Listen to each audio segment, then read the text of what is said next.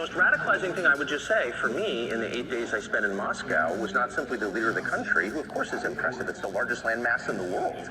And it's wildly diverse, linguistically, culturally, religiously. It's hard to run a country like that for 24 years, whether you like it or not. So an incapable person couldn't do that. He is very capable, and many of you know him, and you know that.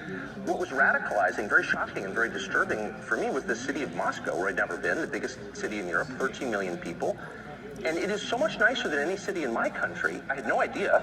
My father spent a lot of time there in the 80s when he worked for the US government and barely had electricity. And now it is so much cleaner and safer and prettier aesthetically. Its architecture, its food, its service, than any country, city in the United States that you have, and this is not ideological. How did that happen? How did that happen? And at a certain point, I don't think the average person cares as much about abstractions as about the concrete reality of his life. And if you can't use your subway, for example, as many people are afraid to in New York City because it's too dangerous, you have to sort of wonder, like, isn't that the ultimate measure of leadership? And that's true, by the way, it's radicalizing for an American to go to Moscow. I didn't know that, I've learned it this week.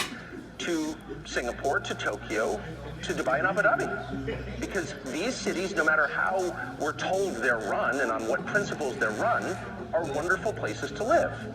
That don't have rampant inflation, where you're not going to get raped. Sir, and so, excuse me. What is that? Excuse me.